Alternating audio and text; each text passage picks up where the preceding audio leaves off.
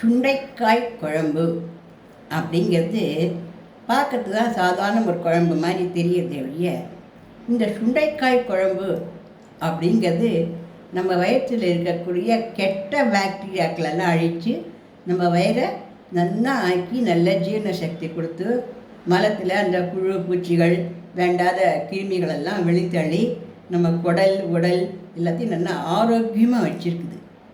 முதல் காரியம் நம்ம வயிறு நல்லபடியாக இருந்தாலே நாம் சந்தோஷமாக இருக்க முடியும்.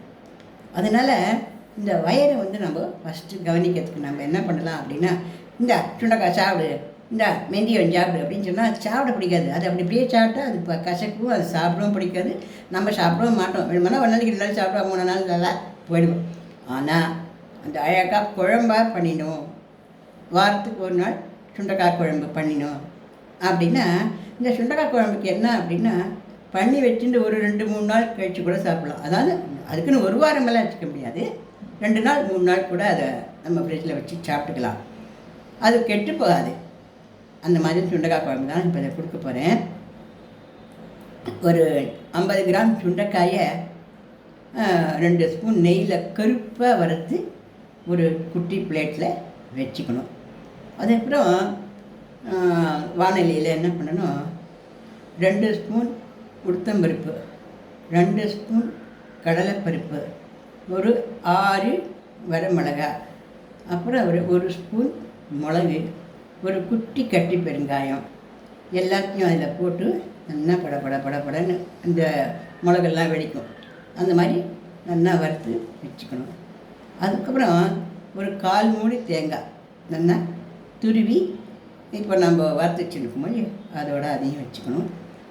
அதுக்கப்புறமா நல்லா ஒரு குட்டி எலுமிச்சம்பழம் அளவுக்கு இவ்வளோ உண்டு இருந்தால் போய் புளி, அதுக்கேற்ற உப்பு, நல்லா புளியை கரைச்சி அதில் இருக்கிற கொட்டை கிட்டை அதெல்லாத்தையும் நல்லா நீக்கிட்டு நல்லா அழகாக வடிகட்டி அந்த புளிக்கு ஏற்ற அளவுக்கு திட்டமாக உப்பு போட்டு நல்லா ஒரு 2 டம்ளராவது இருக்கணும் அந்த கரைசல், புளி கரைசல்ன்றது.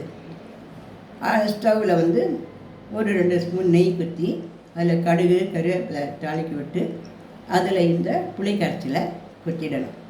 அது படுக்க கொதிச்சுட்டு இருக்கட்டும். அதுக்குள்ளேயும் நம்ம வறுத்து வச்சுருக்கோம் இல்லையா, இந்த சாமான்கள் எல்லாம் நல்லா அரைச்சி விழுதாக்கி அது கொதிக்க ஆரம்பிக்கிச்சு. அந்த புளியத்தோட இதையும் குத்திடணும். குத்திட்டு நல்லா கட்டி உண்டெல்லாம் எல்லாம் நல்லா கிளறி விடணும். இப்படி வராது, நல்லா 1 மணி அரைச்சக்க நல்லா கிளறி விட்டணும்.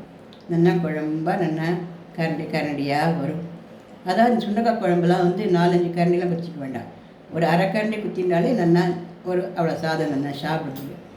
அதனால் அது நல்லா கொதிக்கிச்சு நல்லா 3 வாசனை வரும். அது நல்லா ஒத்தாப்பில் கரண்டியாக வந்ததுனாக்க அதுக்கப்புறம் அது இறக்கி கீழே வச்சுட்டு கருப்பாக வறுத்து வச்சுப்போம் இல்லையா அந்த சுண்டைக்காய், இதை தூக்கி அதில் போடணும். இது ஏன் அப்படி பண்ணணும் அப்படின்னாக்க, சுண்டைக்காயினுடைய வாசனையும் இருக்கும், சுண்டைக்காயினுடைய சக்தியும் இருக்கும், ஆனால் சுண்டைக்காயினுடைய கசப்பு இருக்காது. இந்த சுண்டைக்காய் குழம்பு சாப்பிட அவ்வளோ சுவையாக இருக்கும்.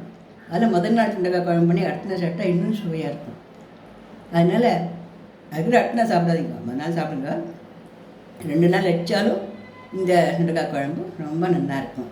மோர் சாதத்துக்கு தொட்டுக்கிறதுக்கும் ரொம்ப நல்லாயிருக்கும். பொங்கல் இந்த மாதிரி பண்ணிச்சு இது தொட்டுண்டு சாப்பிடலாம். இதை பிடிச்சிருந்ததுன்னா லைக் பண்ணுங்கள், ஷேர் பண்ணுங்கள், சப்ஸ்கிரிப்ஷன் பண்ணுங்கள்.